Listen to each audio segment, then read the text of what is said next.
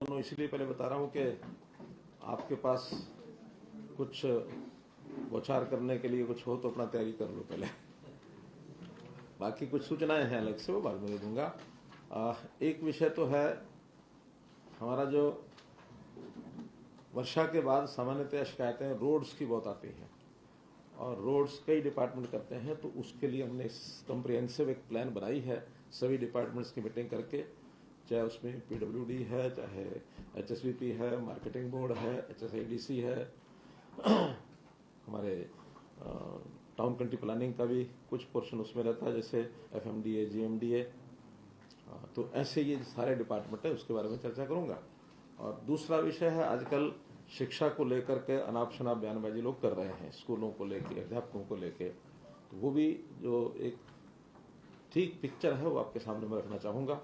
तो आप उस पर भी पूरा, अभी तक जो आपने उसका एनालिसिस किया होगा, जो लोग उल्टे सीधे प्रचार करते हैं, उसमें से कुछ बातें आपके पास ध्यान में हो तो जरूर ध्यान कराइए।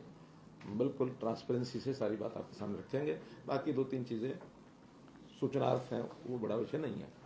तो पहले तो मैं सड़कों का विषय आपके सामने रखूंगा कि हमारी सड़कें, जैसे मैंने बताया कि 5-6 डिपार्टमेंट हैं, PWD, HSMB, urban local bodies, HSIDC, HSVP, town country planning, और एक है नेशनल हाईवे। लेकिन नेशनल हाईवे का काम हमारे पास नहीं होता, वो सब national highway authority of India वो उसको देखती है, और वो हमारे बहुत अच्छे काम चल रहे हैं, उसके बारे में कई बार बता चुका हूं मैं।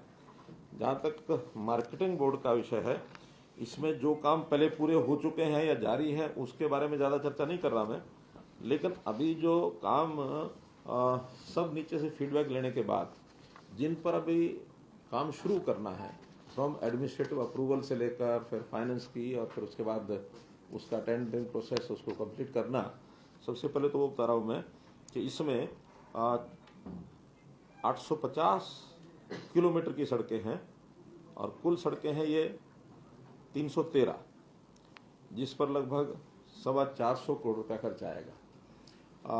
मार्केटिंग बोर्ड की सड़कें सामान्यतः जो वहाँ फीस आती है, मार्केट फीस, उसी में से बनाई जाती हैं, क्योंकि अभी पिछले 2-3 वर्षों से ये जो फीस आने का क्रम है ये थोड़ा कम हुआ है। कुछ तो 3 कानूनों के कारण से, कुछ हमने उसमें रेट कम कर दिए, और कुछ एमएसपी से रेट ज़्यादा मिलने के कारण से बिक्री मंडियों से बाहर होने लगी। तो उसके कारण से स्वाभाविक है मार्केट फीस उसमें से पिछले 3 साल कम आई है। फिर भी हमने कहा कि इन सड़कों को सबको बनाएंगे। डिपार्टमेंट ने, यानी हमारे बोर्ड ने कहा कि हमको 150 करोड़ रुपए अतिरिक्त मिल जाए तो ये सारी सड़कें बना देंगे। वो पैसा एचआरडीएफ के फंड में से विदाउट इंटरेस्ट उनको उपलब्ध कराया जाएगा, ताकि उनके पास जब पैसा आएगा तो वापस दे सकेंगे।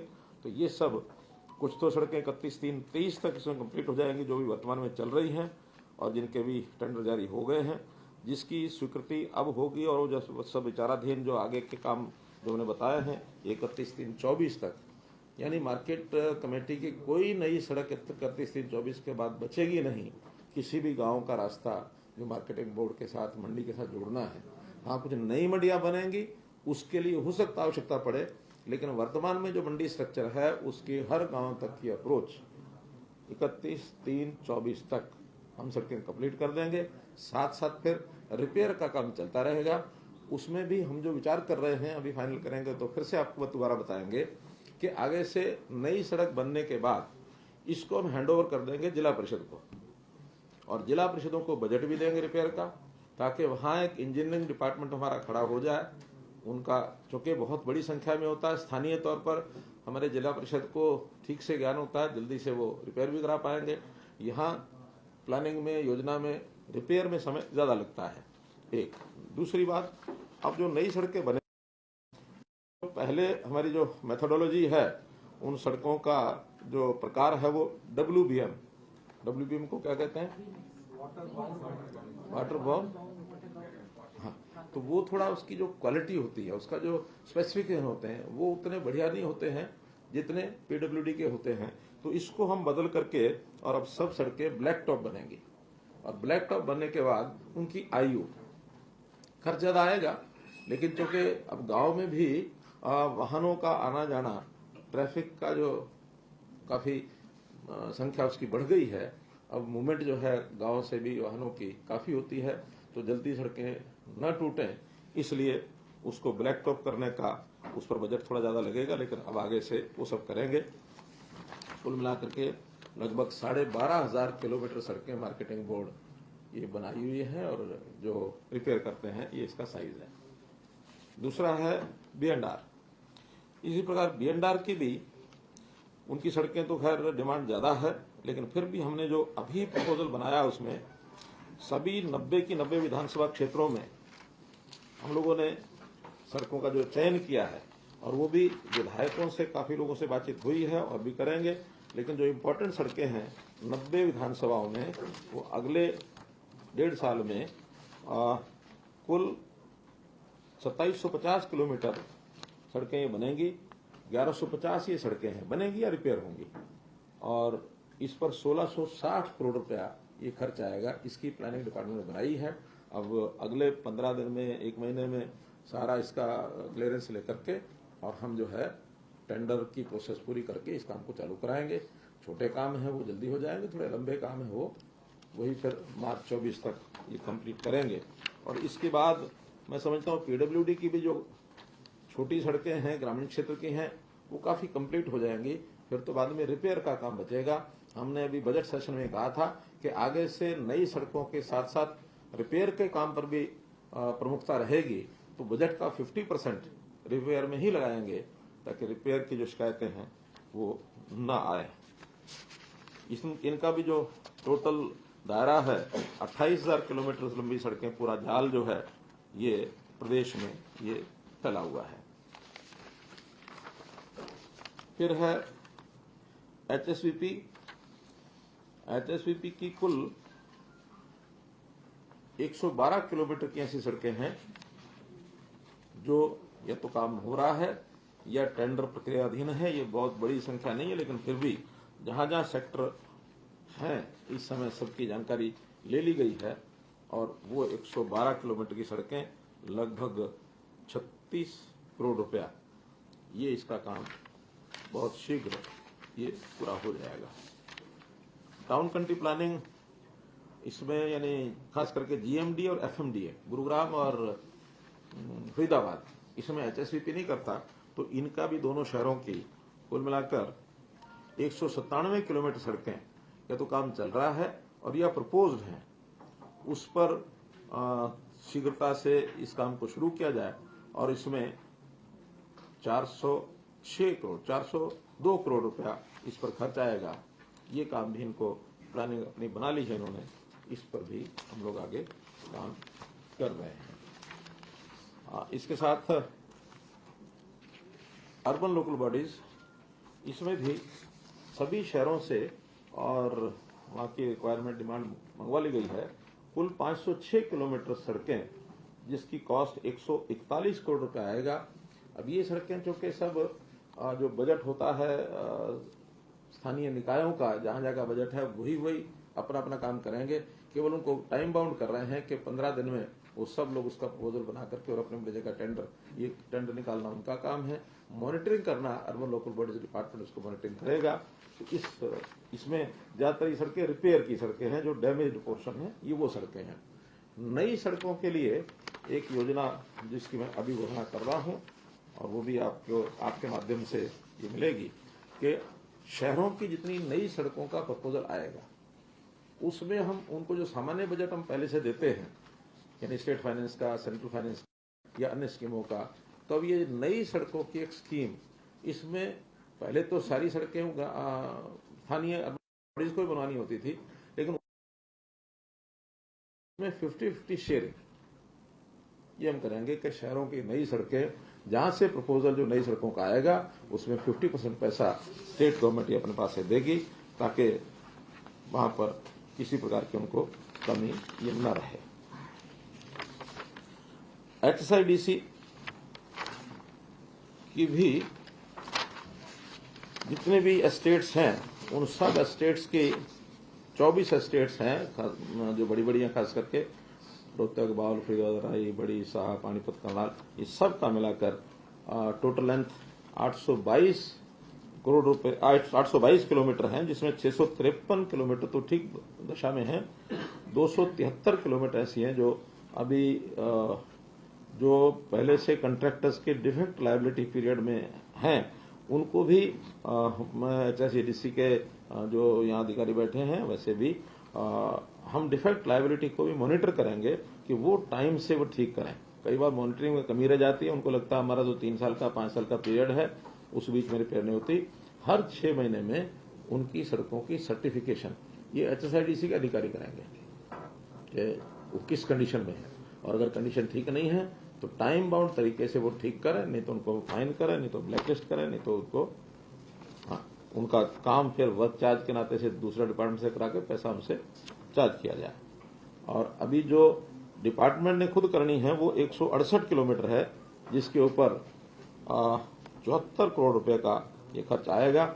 ये प्लानिंग HSIDC ने अपनी जो है ये बना ली है।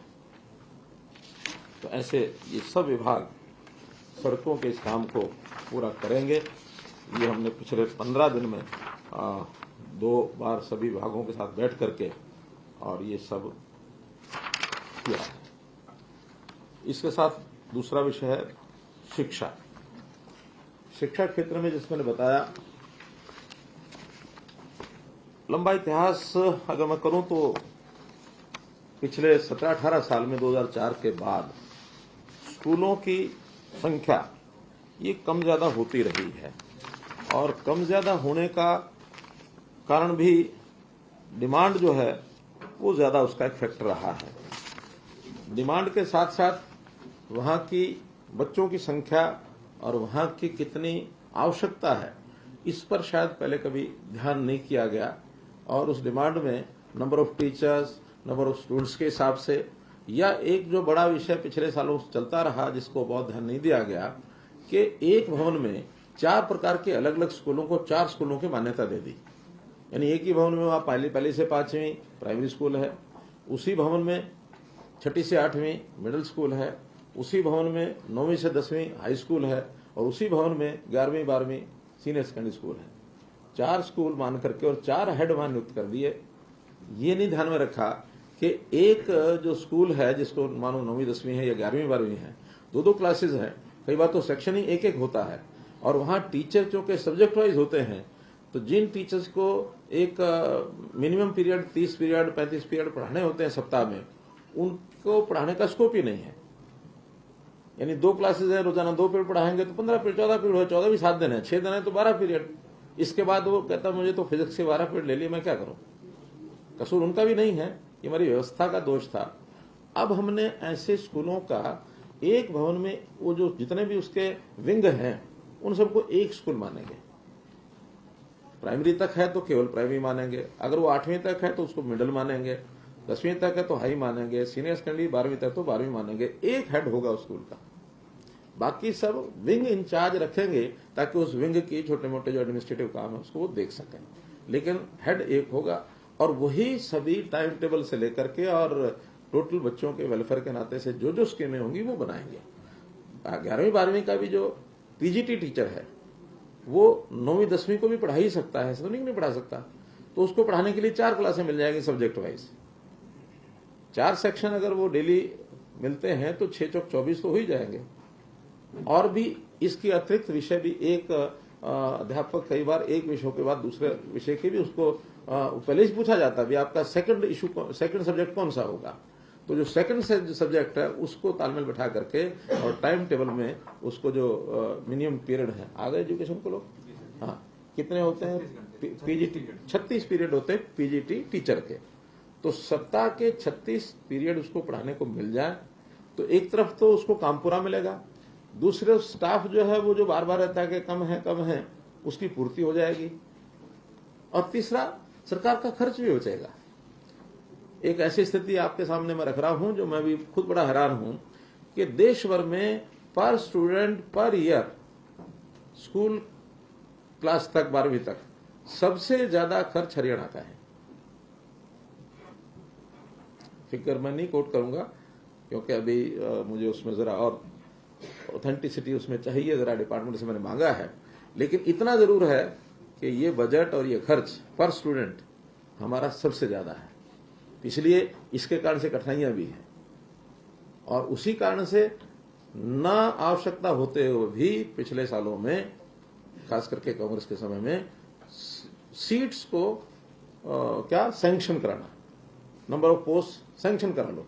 सैंक्शन पोस्ट में और आवश्यकता में बहुत बड़ा गैप है, जिसके कारण से बार बार ये कहते हैं कि इतनी पोस्टें खाली हैं। मानो उदाहरण के लिए हमको आवश्यकता है 80,000 टीचर की और सैंक्शन है 1,26,000। 80,000 तो आज है, आवश्यकता 95,000 समथिंग है। तो 25-30,000 तो पोस्ट सैंक्शन ज्यादा है, आवश्यकता कम है। अभी आलोचना स्वाभाविक होगी, तो इसलिए हर साल रिव्यू करेंगे, रैशनलाइजेशन करेंगे बच्चों की स्ट्रेंथ के हिसाब से, क्योंकि एक जो बच्चों का रेशो, टीचर पीपल रेशो 1:30, ये एक आइडियल है। हमारे यहाँ कभी 1:20 हो जाता है, कभी 1:21 हो जाता है, कभी 24 हो जाता है, 30 तो बहुत दूर की बात है। इसलिए इसको एक रैशनलाइजेशन करके और इस काम को हम करने वाले हैं। इसमें एक विषय है ट्रांसफर ड्राइव। ट्रांसफर ड्राइव 2016 से हम कर रहे हैं और हमारी पॉलिसी ऐसी है कि पूरे देश में काफी प्रांतों ने इसको अडॉप्ट किया है और इसका जो सेटिस्फेक्शन लेवल है, आप सुनकर के आपको सबको अच्छा लगेगा। 16 में 87%, 17 में 90% और 17 में फिर जो टीजीटी के जो और इनके ट्रांसफर हुए प्रिंसिपल्स के, वो 98% सेटिस्फेक्शन है। 19 में, 18 में नहीं हुए ट्रांसफर, 19 में जो प्रिंसिपल्स, हेडमास्टर पीजीटी के, ये 94% सेटिस्फेक्शन है। 19 में फिर ESHM एलिमेंट्री स्कूल हेडमास्टर और टीजीटी, इनके मिला के 90। तो इन 4 वर्षों में 16, 17, 18 में हुए नहीं और 19, 89,000 टीचर्स के ट्रांसफर हुए हैं और ओवरऑल लगभग 93-94% सेटिस्फेक्शन रेट ये रहा है।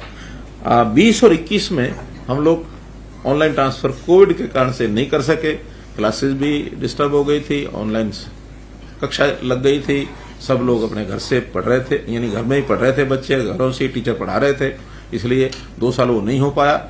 अब इस वर्ष वो टीचर ट्रांसफर का सिलसिला सारा शुरू किया है। इसमें क्योंकि 2 साल हुआ नहीं, तीसरे साल हो रहा है, तो इसमें कई कठिनाइयां डाटा एंट्री की भी आ रही हैं, कहीं कहीं पोर्टल में भी कुछ गड़बड़ हो रही है। वो सब ठीक, तकनीकी खामियां जो हैं ये ट्रांसफर ड्राइव की, सब ठीक करने के बाद जब सबका डाटा जो उनको लोड करना वो लोड हो जाएगा, उसके बाद ही ये ट्रांसफर हम करेंगे। उसके लिए हमने 2 बार शायद टाइम भी बढ़ाया है। अभी कब तक का टाइम है? आज सुबह 10 बजे तक का आज का था। तो हमको ये लगता है कि वो सारा डाटा ठीक भर गया होगा। फिर भी अगर कुछ शिकायतें आएंगी तो डिपार्टमेंट को 1 दिन के लिए बढ़ाना हो तो बेशक बढ़ा दें, लेकिन सेटिस्फेक्शन ये होना चाहिए हमने जो डाटा भरना था, जो उसकी इच्छा है। वास्तव में तो ये ट्रांसफर पॉलिसी का सबसे बड़ा जो उसकी विशेषता है कि टीचर की जो इच्छा है उसके हिसाब से अपने स्थान पर जाए। क्रम कैसे बनेगा? क्रम सीनियोरिटी से बनेगा। सीनियोरिटी कैसे बनेगी? प्रमुख उसमें फैक्टर है age. Higher the age senior he would be. Number of years, कितने सर्विस उसकी है, वो नहीं है इसमें। हाँ, लेकिन उसमें भी कुछ कैटेगरीज को हमने प्रेफरेंस दी है। महिलाओं को है, महिलाओं में भी फिर आगे विडोज को और ज्यादा दी है, या जो डिजीज जिसको ऐसी है इनक्योरेबल है, या जो कठिनाई है, तकलीफ है, या दिव्यांग हैं, ऐसे लोगों को प्रायोरिटी दे करके, और हमने उनको जो रिटायरमेंट के नजदीक जिन लोगों को ज्यादा बेनिफिट मिलता है, ऐसे बेनिफिट उनके नजदीक ले जाने के हमने दिए हैं। इसलिए सब सेटिस्फाइड हैं। हाँ, कुछ लोग जिन्होंने ये धार रखा है ना मानो, तो वो कुछ भी करेंगे, उसका कोई इलाज नहीं है। इसके बाद स्कूलों की संख्या। स्कूलों की संख्या में जैसा मैंने बताया कि बिल्डिंग में 1, 2, 3, 4 कितने ही स्कूल वो एक कागजों पर बना दिए जाते थे, जिसके कारण से सब स्कूलों की संख्या लगभग 14,000, 14,500, बल्कि एक बार तो ये 15,000 भी हो गई थी। और वो 15,000 स्कूल नहीं है, वास्तव में बिल्डिंग्स तो 9 से 10,000 के बीच में ही बैठती हैं। तो अब हमने उन स्कूलों को मर्ज कर दिया है, और मर्ज करते समय एक बिल्डिंग में जितने स्कूल हैं सबको एक स्कूल माना जाएगा। उसमें कोई बंद किए ऐसा नहीं है। ये जो शोर में जरा स्कूल बंद करके स्कूल बंद कर दिए, स्कूल बंद कर दिए। मर्ज किए हैं, वही क्लासेस हैं, वही बिल्डिंग है, वही उतने ही सेक्शन है, लेकिन मर्ज करने से अध्यापकों का जो शोर होता था कि अध्यापक कम है, वो ठीक हो गए हैं। हाँ, ये भी ठीक है कि पिछले 2 साल कोविड के कारण से कहें ट्रांसफर ड्राइव हम नहीं कर सके, एक आध कोर्ट केस भी था, वो भी अब ठीक हो गया है। तो इन 2-3 सालों में कुछ लोग जो रिटायर हुए, उसके कारण से कहीं कहीं ये सिस्टम थोड़ा अनइवन भी हो गया। तो उस अनइवन के कारण से भी कुछ इसमें जैसे उदाहरण दिए हैं कि एक स्कूल तो ऐसा, यानी 100 स्कूल तो ऐसे हैं जिसमें टीचर्स की संख्या कम है और अध्यापक उसमें ज्यादा हो गए। 117 माध्यमिक विद्यालय शिक्षक विहीन थे, जहां शिक्षक था ही नहीं, और 2000 से अधिक ऐसे थे जिसमें 9वीं 10वीं के सेक्शन 1 है या 2 हैं और उसमें पीजी टीचर्स ज्यादा थे। तो ऐसा रैशनलाइजेशन करने के बाद अब ये जो लास्ट में संख्या आई है 14,503 की जगह अब ये स्कूल माने जाएंगे 9,700। ये स्कूल माने जाएंगे, स्कूल तो पहले वही है, आज भी वही है, लेकिन जिसको एक स्कूल कहेंगे वो सब क्लासेस का एक स्कूल होगा। जो उसके अलग अलग जिसको विंग कह सकते हैं वो उतने ही हैं। इसमें सीनियर सेकेंडरी के 2,306 थे, 2,304, क्योंकि उनको तो किसी को मर्ज कर नहीं सकते। केवल 2 स्कूल हैं जो बिल्कुल आसपास थे, अंदर ही थे। कई बार क्या होता है कि एक बॉयज स्कूल है, एक गर्ल्स स्कूल है, शायद हमने सब मिडल तक, और ये 2 जो स्कूल हैं ये क्या कोलोकेटेड, एक ही जगह लोकेशन बता दूंगा सर, एक ही जगह 2 सीनियर सेकेंडरी स्कूल थे, एक ही गांव में, जी सर, एक बिल्डिंग में। सर आसपास 7 लाख तक बिल्डिंग था, एक ही गाँव है सर। अच्छा, उसमें हमने तो कोई ना कोई रहा होगा वहां भी मामला कि इसके 2 स्कूल एडजॉइनिंग भवन होगा, बताएंगे। 2 हाँ, गाँव 1 भवन 2, तो उनको एक कर दिया, और दोनों का हेड एक हो गया, विंग दोनों के अलग है। प्रिंसिपल एक होगा।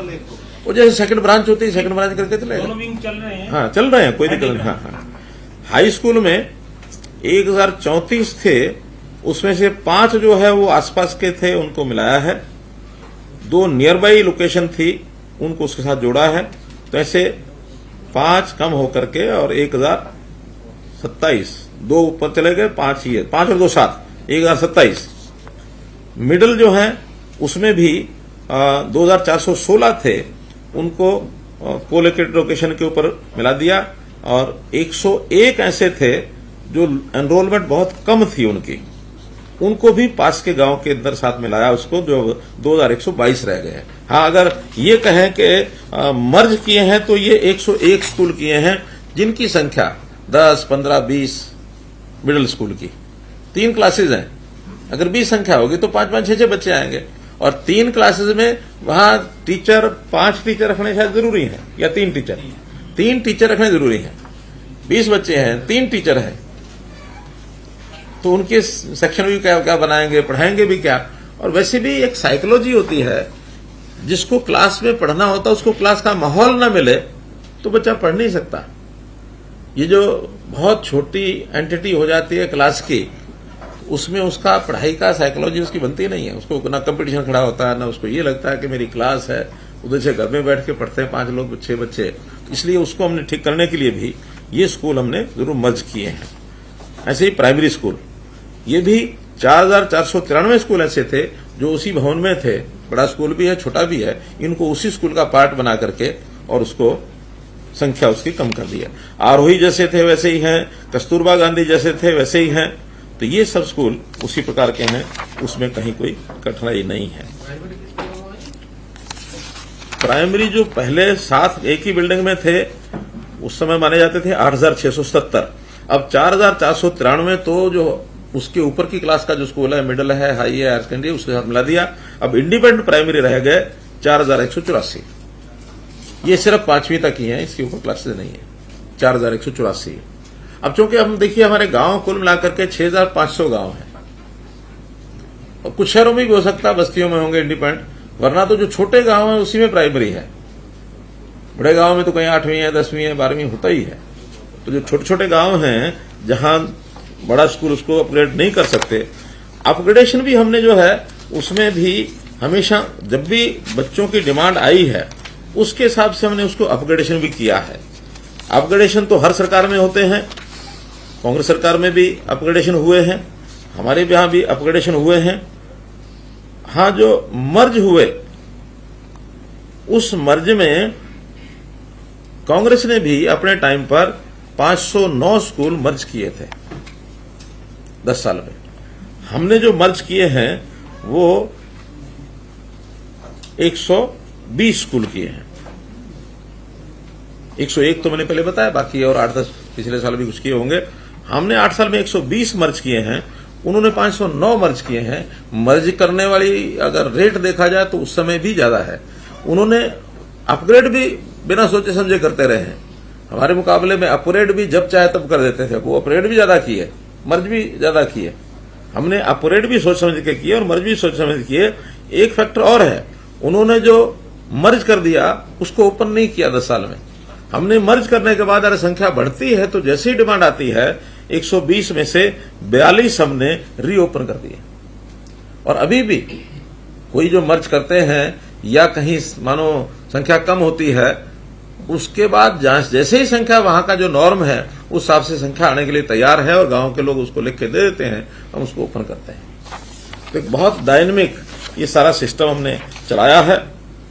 नंबर ऑफ स्कूल्स मोरलेस 2005 से लेके 2022-23 तक जो अलग अलग जैसे विंग्स बताया मैंने, वो विंग्स अभी तक तो वही थे 14,000 15,000, 5-6 में 13,000 थे और अभी 21-22 में ये 14,500 थे। 15,000 संख्या इनकी, 1,500 संख्या इनकी इन 18 सालों में बढ़ी है। लेकिन अपग्रेड हुए हैं बहुत ज्यादा स्कूल। नंबर ऑफ स्टूडेंट्स, ये भी तकरीबन हर साल एक नॉर्मल कुल छात्र राजकीय विद्यालयों में 22 लाख से 27 लाख के बीच में ये चलते रहे हैं। एक वर्ष बीच में आया है जब आधार से सारा विषय जोड़ा गया था। उस समय हमारे यहां 3 लाख बच्चे एकदम कम हुए थे, क्योंकि जानकारी मिली बिना आधार के सरकारी स्कूल में भी नाम है, प्राइवेट स्कूल में भी नाम है। तो जब आधार से एडमिशन शुरू किया तो आखिर एक ही स्कूल में करा सकते, दूसरे स्कूल में एडमिशन होना बंद हो गया। तो उस वर्ष में 2.5 से 3 लाख बच्चे कम हो गए थे। बच्चे उतने ही थे, केवल एनरोलमेंट कम हो गई थी। हाँ, तो दुरुस्त हुआ है। तो इसलिए अभी भी सरकारी स्कूल में पिछले 21-22 में 24,87,000 ये बच्चे एनरोल्ड थे। इस वर्ष का डाटा अभी चूंकि एडमिशन क्लोज नहीं हुए हैं, इसलिए कब होगा ये क्लोज? सितंबर में 30 सितंबर को एडमिशन क्लोज हो जाते हैं स्कूलों के। तो 30 सितंबर को ये डाटा ये आपको दिया जाएगा। जहां तक टीचर्स की रिक्रूटमेंट का विषय है, अब हमने चूंकि सारा डाटा निकाल लिया है। हमारे यहाँ एक मेवात का कैडर अलग होता है, उसकी भर्ती अलग करनी पड़ती है, वो डिस्ट्रिक्ट कैडर है, और बाकी प्रदेश की अलग से करनी पड़ती है। तो जो कमी ऐसा नहीं कि नहीं है, जो पीआरटी टीचर्स हैं, प्राइमरी स्कूल टीचर्स, क्या पीआरटी बोलते हैं,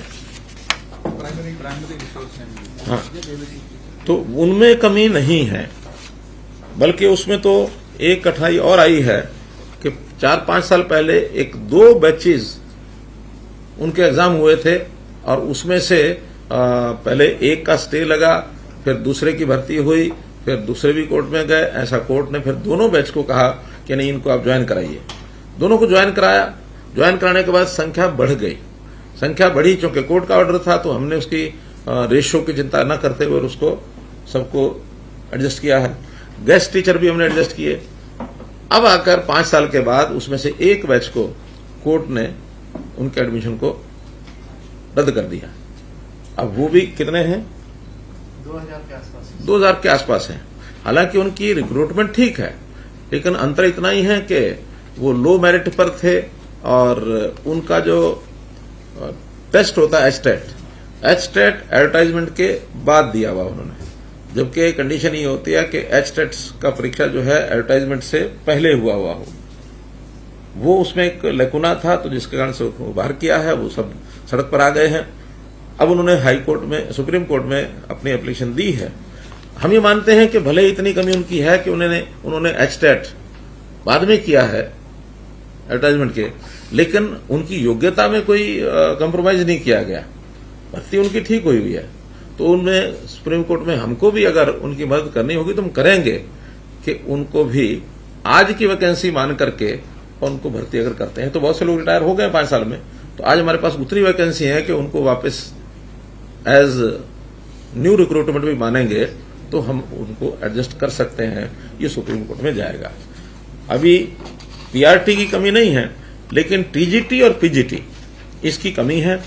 लगभग हर सब्जेक्ट का हिसाब किताब रजिस्ट्रार के पास लगा दिया है। ट्रांसफर ड्राइव 2-4 दिन में जैसे ही पूरा हो जाएगा, उसी समय या उससे पहले भी हम कर सकते हैं।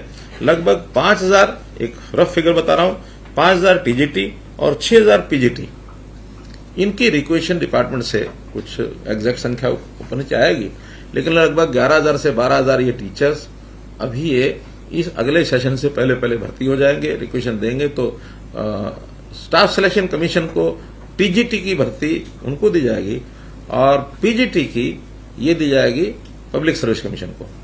ये भी कुछ वर्षों से विवाद चल रहा था, तो अब उसको हमने क्लियर कर दिया है कि पीजीटी की भर्ती जो है वो एचपीएससी करेगा, टीजीटी की भर्ती स्टाफ सिलेक्शन कमीशन करेगा।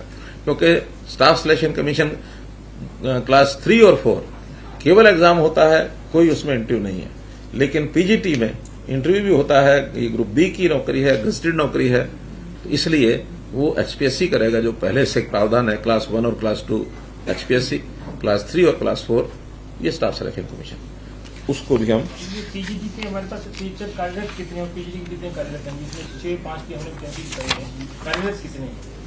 कार्यरत कितने हैं? पीजीटी के कितने कार्यरत हैं और पीजीटी के कितने कार्यरत हैं? जो भी आंकड़ा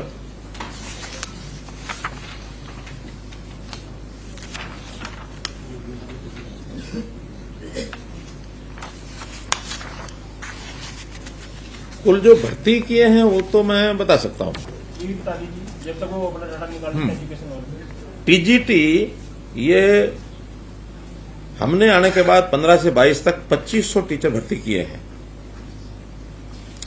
और पीजीटी 6100 भर्ती किए हैं। तो 25 और 6100, 8600 भर्ती हमने इन 8 सालों में की है। और अभी जैसे मैंने बताया कि कुल मिलाकर 11 से 12000 भर्ती और हो जाएंगी। और जब तक ये भर्तियां नहीं होती तब तक बहुत शीघ्र नई क्लास से शुरू होते ही हम इनको एचकेआरएम के माध्यम से भी आउटसोर्सिंग से भी भरेंगे। पीजीटी और टीजीटी, हाँ, जितनी भर्ती नहीं होती, जब तक भर्ती नहीं होती, ताकि कुछ समय के लिए वही लोग आएंगे वास्तव में जिन्होंने फार्म भरने हैं। बाद में उन्हीं में से जो लोग सिलेक्ट हो जाएंगे तो वो जाएंगे, उनकी जगह सिलेक्ट होंगे, तो इनको इतने ही समय में ये सिलेक्ट नहीं हुए तो बाहर होंगे। अगले सेशन से पहले, हाँ, अगले सेशन से पहले। इस सेशन से पहले इतना जल्दी तो नहीं हो सकता। 6 महीने 7 महीने तो कम समय लगते हैं। ट्रांसफर ड्राइव का 2 दिन और बढ़ा देंगे। नहीं, अभी वो आज देखेंगे, बढ़ाया नहीं है। हमने ये कहा कि किसी की शिकायत नहीं होनी चाहिए। तो हमारे पास 11,000 टीचर्स आने के बाद प्रदेश के किसी स्कूल में टीचर्स की कमी नहीं रहेगी। जो टायर वो बात अलग है। हाँ, जितनी आवश्यकता है उस आवश्यकता के हिसाब से सरप्लस भी नहीं रहेंगे।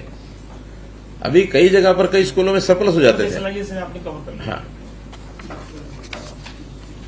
और इसमें सभी सब्जेक्ट्स में आवश्यकता रहेगी। सोशल स्टडीज, साइंस, गणित, संस्कृत, हिंदी, आर्ट्स, डीपी, गृह विज्ञान, संगीत, उर्दू, पंजाबी, सब की आवश्यकता इसमें इन्होंने निकाल रहे हैं। लेकिन अभी इनकी एग्जैक्ट फिगर जो है वो 1 दिन में आएगी, तो हमने वो सारा तैयारी कर रखी है। उसकी जो हमने सभी पदों की बात की थी 1,26,000 की, जिसमें से हमने अभी 38,000 के आसपास, इस बार बजट मॉनसून सेशन में 35,600 का फिगर दिया था कि इतने रिक्त पद हैं। अब वो ना मान के नहीं, केवल 11,000 पद माने जाए। अभी 11 से 12,000 निकलने वाला है। जो आ जाएगी। फिर भी एग्जैक्ट आते समय या मानो उसके बाद और कोई नई रिक्वायरमेंट आती है, क्योंकि सारी प्रोसेस में कई बार कोई अंतर आएगा भी सही, तो उनको हम एचकेआरएम से ले लेंगे और अगली भर्ती में फिर करेंगे। 24,000 पद हमारे पास एक्स्ट्रा स्वीकृत पद होगी एक प्रकार से। ऐसा मान के अब तो चलो। सरप्लस पद होगी। हाँ, ऐसा मान के चलो। अभी इसको स्वीकृत रखेंगे लेकिन खत्म नहीं करेंगे, लेकिन बढ़े देंगे। शिक्षा का और कोई विषय नहीं, कोई भी एजुकेशन। एक विषय है चिराग योजना। ये भी जरा ठीक से जनता के सामने मैं रखने की कोशिश करूंगा आपके माध्यम से कि बहुत लोगों का ये कहना होता है कि भी हम अपने बच्चे को अच्छी पढ़ाई के लिए प्राइवेट स्कूल में भेजना चाहते हैं। हालांकि हमने अपने एजुकेशन का स्तर बहुत अच्छा किया है और हर बार प्राइवेट स्कूलों से छोड़ के बच्चे हमारे यहाँ भी आ रहे हैं, लेकिन कहीं कहीं दूसरी अभी भी है कि भी हम अपने प्राइवेट स्कूलों में पढ़ाएं। तो हमने जो गरीब विद्यार्थी है उसके लिए छूट दी है, जिसकी इनकम परिवार की 1,80,000 रुपए से कम है। ऐसे लगभग ये 40 लाख परिवार है। हालांकि इनमें से ज्यादा सरकारी स्कूलों में ही पढ़ते हैं। फिर भी अगर कुछ ऐसा प्राइवेट स्कूल में जाना चाहते हैं तो प्राइवेट स्कूलों को हमने एक ऑफर दी है कि हम आपको एक फीस, निर्धारित फीस देंगे। उनसे हम फॉर्म 6 भरवाते हैं। फॉर्म 6 में उनकी फीस तय होती है कि हम 5वीं तक इतनी, 8वीं तक इतनी, 10वीं तक इतनी, 12वीं तक इतनी ये फीस लेंगे। वो एक प्रकार की परमिशन होती है सरकार की। तो उसमें हम 700 रुपया या उस स्कूल की निर्धारित फीस अगर उससे कम है तो वो प्राइमरी के लिए, 900 रुपया 6ठी से 8वीं के लिए, 900 या 900 से कम अगर उनकी अपनी फीस है तो, और 9वीं से 12वीं 1100 रुपया या उससे कम जो उनकी अपनी फीस है। ऐसे ये फीस सरकार देगी। आप उनको एडमिशन देने के लिए तैयार हैं कि नहीं है। अब उसमें अभी तक हमारे पास लगा है 24,000 विद्यार्थियों को एडमिशन करने के लिए उन लोगों ने ऑफर किया। 381 प्राइवेट स्कूलों ने हमने छूट भी दी है, लेकिन अभी बहुत बड़ी संख्या में टीचरों यानी विद्यार्थी वहां नहीं गए हैं। इसमें लगभग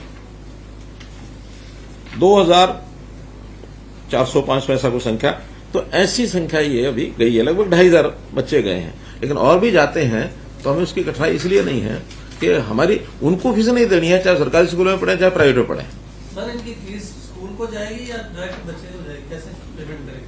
वो तो आधार कार्ड नहीं, परिवार पहचान पत्र के हिसाब से उसका एडमिशन है, तो उनको नहीं देनी है, ना लेनी है ना देनी है, स्कूल को ही जाएगी। हाँ, स्कूल को डीबीटी होगी। स्कूल जितने बच्चों का वो अपना एडमिशन का क्लेम करेंगे वो हम यहाँ वेरीफाई करेंगे, उसके बाद स्कूल को भेजेंगे। हाँ, अगर अब कोई सीबीएसई होगा, कोई हरियाणा स्कूल होगा, वो तो स्कूल जैसा है वैसा ही होगा। हमने भी सीबीएसई के अपने स्कूल बनाए हैं जो संस्कृति मॉडल स्कूल हैं। उसमें भी अब डिमांड काफी है। अभी तो 138 स्कूल हैं जो हमने जो चल रहे हैं। हमारी 500 स्कूल खोलने की अगले इस वर्ष की योजना है। तो उसके अंदर भी, क्योंकि वहां भी फीस 180 तक की बिल्कुल नहीं है, 180 से ऊपर होगा तो वहां भी थोड़ी फीस रखी है हमने।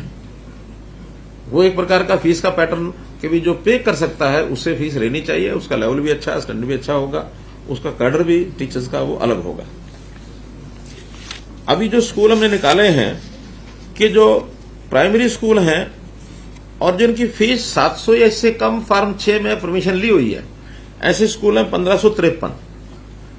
मिडिल स्कूल हैं ऐसे 1764 और 9वीं से 12वीं हाई और सीनियर सेकेंडरी वो है 3299। तो ऐसे कुल मिलाकर 6500 स्कूल ही ऐसे हैं जो हमारी फीस रेंज जो हमने दी है उसके बराबर या उससे कम फीस लेते हैं। तो मुझे लगता है कि हम इन सबको भी कहेंगे तो ये एडमिशन देने के लिए तैयार रहेंगे। उनको तो अपना फीस लेकर के बच्चों को पढ़ाना है। तो हाँ, जो उनका और कोई एडमिशन का क्राइटेरिया कोई होगा, मेरिट है या कुछ और है, उसको उनको तोड़ने के लिए नहीं कहेंगे। लेकिन अगर बच्चा वहां जाकर एडमिशन लेना चाहता है तो इनकी फीस वो सरकार देगी। ऐसा ही हमने प्रावधान बनाया। तो अगर परिवार पहचान पत्र से ये पता चल गया हो कि जो हमारे स्कूल सरकारी स्कूलों में बच्चे दाखिल हैं, ये कितनी आय के वाले परिवार हैं, जो 180 तक के, कितने परिवारों के बच्चे हैं? अभी देखिए सरकारी स्कूलों में तो डिफरेंशिएशन किया नहीं हमने, पता चला नहीं, अभी उसमें नहीं निकाला हमने। हाँ, उसमें अगर हम निकाल के बताना चाहें तो सरस्वती मॉडल स्कूल जो है उनका पता लग सकता है, क्योंकि वहां तो फीस वहां भी 180 से नीचे फ्री है, वहां पता लग जाएगा। तो मित्रों, 2 विषय तो ये थे। अब और 2-3 विषय हैं।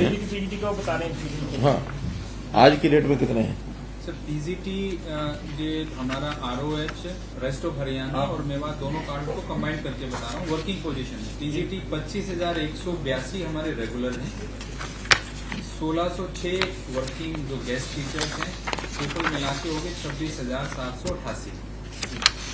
और अगर इसी में टीजीटी की हम बात करें तो 16,697 वर्किंग रेगुलर हैं, 4,822 गेस्ट टीचर्स हैं टीजीटी काडर में। टोटल हो गया संख्या 21,519। टीजीटी रेगुलर जो वर्किंग में है 16,697, गेस्ट हैं 4,822, टोटल संख्या बन गई 21,519।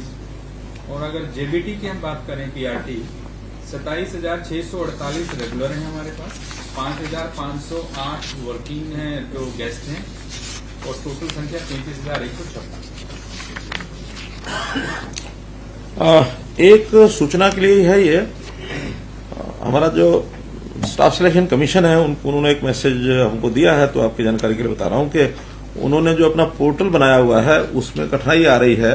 कोई लोग अपनी ग्रीवेंस कठिनाई जो समस्या रखना चाहते हैं वो नहीं जा पाती है, कई बार उनको वहां स्पेस में एनआईसी की कोई चीज है, जब समाधान होगा तब हो जाएगा, मुझे लगता है जल्दी हो भी जाना चाहिए। लेकिन तब तक एक व्हाट्सएप नंबर उन्होंने जारी किया है कि किसी को कोई शिकायत है तो उस पर व्हाट्सएप करें, और व्हाट्सएप नंबर है, अगर आप लिख करके आगे बता सकते हैं लोगों को, 9872723100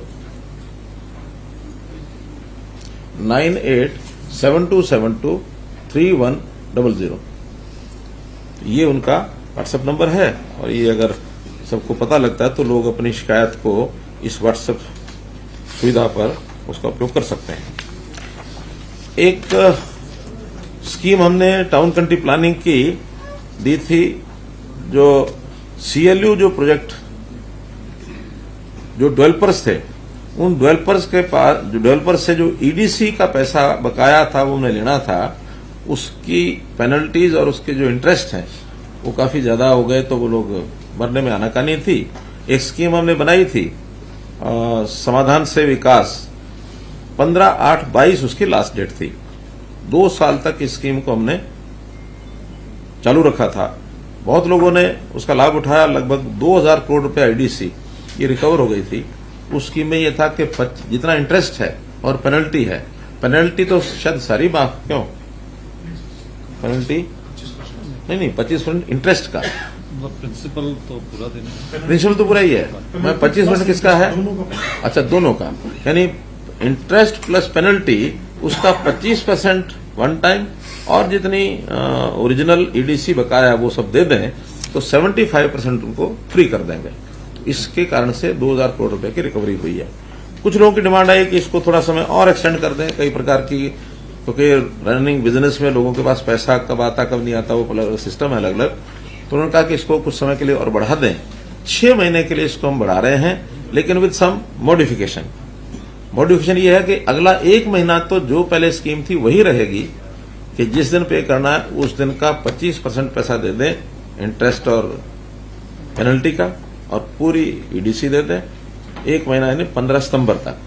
15 सितंबर के बाद अगले 5 महीने में हर महीने 1% और इनको देना पड़ेगा, यानी सितंबर अक्टूबर में 26%, अक्टूबर नवंबर में 27%, नवंबर दिसंबर में 28%, दिसंबर जनवरी में 29%, और दिसंबर जनवरी फरवरी 15 तक 30%। टोटल का जो इंटरेस्ट और पेनल्टी है उसका 30% देके और सारा माफ कर दें। 15 फरवरी तक लास्ट इनका है। ये आउटस्टैंडिंग अमाउंट है कितनी?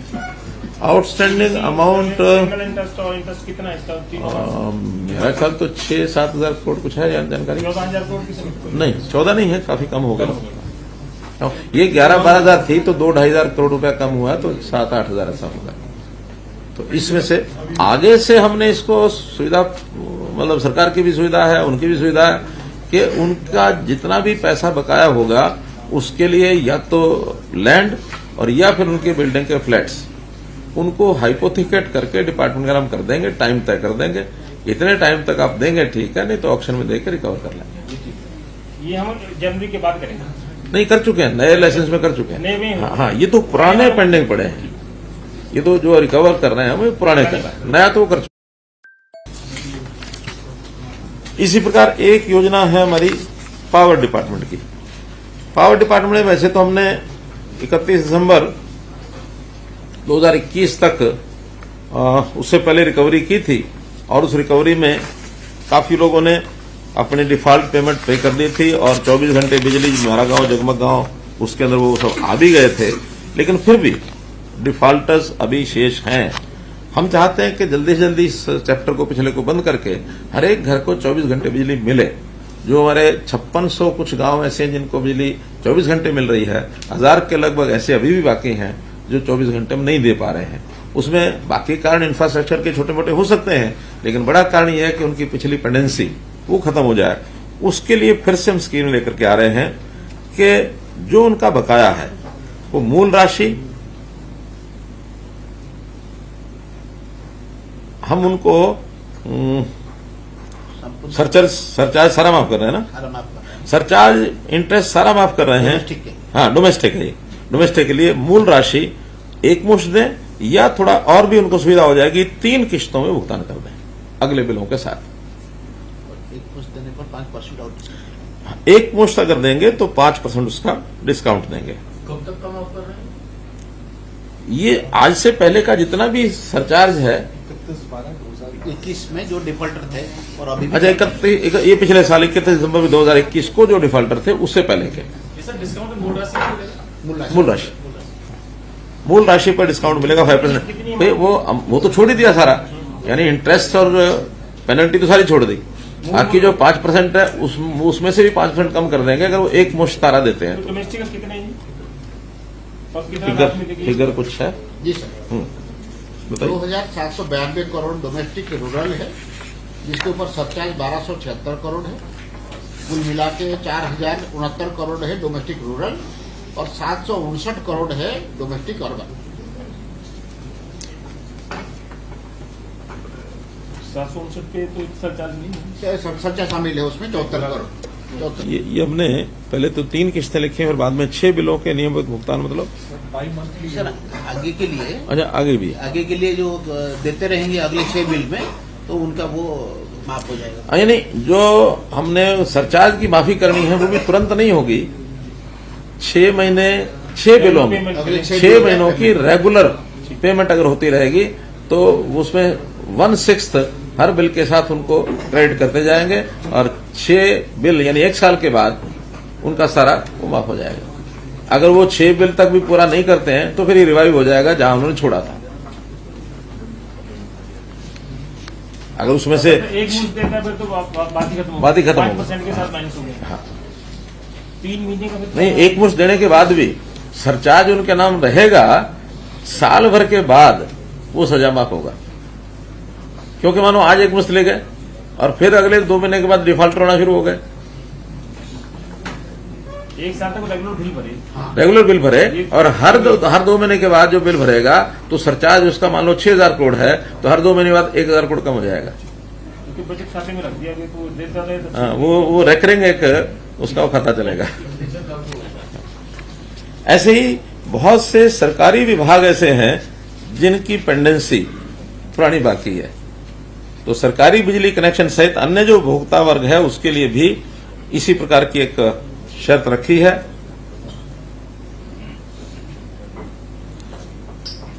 ये सरकारी 10% क्या है? नहीं सर, तो सरकारी में हम पूरा सरचार्ज माफ कर रहे हैं। उसमें 528 करोड़ रुपए प्रिंसिपल अमाउंट है और 95 करोड़ रुपए सरचार्ज है। तो वो 528 करोड़ अगर पेमेंट तुरंत हो जाता है तो ये 95 करोड़ माफ है। तो इनको भी एक 10% वार्षिक दर से अगर वो नहीं भरता है तो नहीं उनका जो पिछला सरचार्ज है उसकी गणना 10% वार्षिक दर से होगी बजाय 18% के।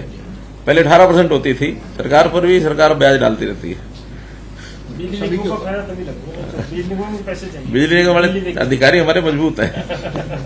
नगर निगमों में थे और डुअल बेस पे थे। हाँ, वो तो सारे सरकारी हो गए वो। पीली दवा भी फरीदाबाद के पैसे सरकार ने भरे थे बिजली वाले। कमर्शियल और इंडस्ट्रियल का भी है सर। यदि कुछ विवाद कोर्ट्स में अगर गए हुए हैं वो भी इस स्कीम का फायदा, अगर कोर्ट से अपना केस वापस ले लें तो इस स्कीम का फायदा उठा सकते हैं। उसमें एक और पार्ट है सर, जो नॉन डोमेस्टिक यानी कमर्शियल है और इंडस्ट्रियल है, उनके लिए भी सरचार्ज वगैरह फॉर द फर्स्ट टाइम हम दे रहे हैं, लेकिन उसमें जो 18% सरचार्ज लगता है उसके बजाय 10% सरचार्ज का कैलकुलेशन करेंगे। अगर वो प्रिंसिपल अमाउंट इकट्ठे दे देते हैं, उनके सरचार्ज को कम करके 10% के रेट पे कैलकुलेट करेंगे और उनमें भी वही अगले 1 साल के बिल वो रेगुलर पे करते रहेंगे, तो उनका सरचार्ज। उनके कनेक्शन नहीं कटे, जो बिल नहीं भरा उनके कनेक्शन इसमें 2 पार्ट हैं, जिनमें पीडीसीओ कटे हैं और जिनमें पीडीसीओ नहीं कटे। पीडीसीओ वाले कितने, ये जो हमारे डोमेस्टिक वाले रूरल अर्बन के तो जो बिल ही नहीं भर रहे थे वो वैसे ही हम के ऊपर खड़ी है, कनेक्शन दे ही नहीं सकते। 20-22 लाख भुगतान तो होंगी प्रदेश के। वो रूरल एरिया में हमारी पीडीसीओ करके अगर हम छोड़ देते हैं तो फिर उनको वापस लाना सिस्टम में संभव नहीं होता, और रूरल एरिया में चोरी के खिलाफ एनफोर्समेंट उतना कारगर नहीं है। आपने देखा होगा जो मेरा जगमग पॉलिसी है, ये पॉलिसी में धीरे धीरे उन लोगों को जो एक टाइम में हमारे लोगों को गांव में नहीं जाने देते थे, आज वो रेगुलर भी बेल के करना, इसीलिए वो रूरल डोमेस्टिक में या रूरल एग्रीकल्चर में हम पीडीसीओ को उतना स्ट्रिक्टली फॉलो नहीं करते। पर ये हमारी कंज्यूमर कितने, हाँ वो मैं डिटेल आपको एक स्कीम और हम ट्रांसपोर्ट डिपार्टमेंट की ओर से ला रहे हैं, घोषणा कर रहे हैं। इसमें परिवहन विभाग का 31 मार्च 2017 तक, क्योंकि उस समय तक गुड्स टैक्स और पैसेंजर टैक्स ये अलग अलग होता था। पैसेंजर टैक्स वसूल करते थे ट्रांसपोर्ट डिपार्टमेंट के लोग और गुड टैक्स वसूल करते थे एक्साइज टैक्सेशन के, ऐसे ही ना सर? पैसेंजर गुड्स टैक्स था, दोनों सेवा करता था, और अब मोटर व्हीकल टैक्स होता था जो वो मोटर व्हीकल ये करते थे। बाद में फिर ये सारा ट्रांसपोर्ट डिपार्टमेंट की तरफ कर दिया था, उसमें एक्साइज टैक्सेशन को फ्री कर दिया था। तो उसके बाद तो वो सारा अपना वसूल कर रहे हैं, लेकिन उससे पहले का भी बहुत बकाया है। और ऐसा जो बकाया Punjab passenger and good tax act के उसमें 2100 करोड़ रुपया के लगभग ये वसूली करनी शेष है। वाहन कर भी है, ब्याज है, जुर्माना है। कुल वाहन है 2,62,715 जिनकी तरफ ये बकाया है, और 17 तक जो उनका कर है वो 778 करोड़ और 17 तक ब्याज है 761 करोड़, और फिर 17 से लेके अभी 31/3/21 तक 574 करोड़, तो ऐसा कुल मिला के 2113 करोड़ है। इसके लिए एक स्कीम ला रहे हैं कि जैसे ही स्कीम घोषित होती है, इसके 90 दिन की अवधि के अंदर वो स्वैच्छिक भुगतान मूल कर का 25% भुगतान कर दे, सब खत्म। यानी कुल मिला के मूल कर है इसमें 768, बाकी तो सब उस 17 तक का ब्याज और उसके बाद का ब्याज, यानी कुल 1300 करोड़ रुपया उसमें ब्याज है, 1350 करोड़। तो 768, और अगर सभी 25% उसमें दे देते हैं तो लगभग 200 करोड़ रुपया और आएगा। तो ये 970 करोड़ रुपया लेने के बाद ये 2113 करोड़ रुपए को फ्री कर देंगे। ये एक सभी ट्रांसपोर्ट्स के लिए हमने ट्रांसपोर्ट्स के लिए व्यवस्था की है। और इसमें ये भी हो सकता है कि बहुत से ऐसे वाहन भी होंगे जो आज सड़क पर नहीं होंगे, डिसमेंटल कर दिए होंगे लोगों ने, या कहीं बाहर निकल गए होंगे, चले गए होंगे। ट्रांसपोर्ट व्हीकल जो है कमर्शियल वाली, तो 90 दिन में ये अपना फ्री करा लें, सड़क पर आ जाए, चलाएं, दोबारा से फिटनेस ले लें। अगर वो इलीगल चला रहे हैं तो लीगल करा लें, लेकिन अगर 90 दिन के अंदर भी नहीं भरते हैं तो फिर नई स्कीम लाएंगे। वो पुनिटिव होगी या क्या होगी वो बाद में बताएंगे। एक विषय आजकल चल रहा है, अब जैसे हम नागरिक दुनिया के लोग कोविड से जैसे जूझते रहे इतने वर्षों तक, और कोविड के कारण से बहुत प्रकार के अनुभव और बहुत प्रकार की समस्याएं उसमें से निकले, लेकिन फिर भी अच्छी बात यह है कि दुनिया में अब वो खौफ कोविड का नहीं है। हालांकि उसकी एक वेव इस नाते से चल रही है, अभी भी उतार चढ़ाव होता रहता है। आज भी लगभग 2800 केस पॉजिटिव हरियाणा में है कोविड के, लेकिन वो वैसे जैसे पहले समस्या थी वैसी नहीं है। इसी प्रकार की एक disease, lumpy skin disease LSD, ये पशुओं में ये आ गई है, और पिछले लगभग 1 महीने से ये सारा विषय चल रहा है।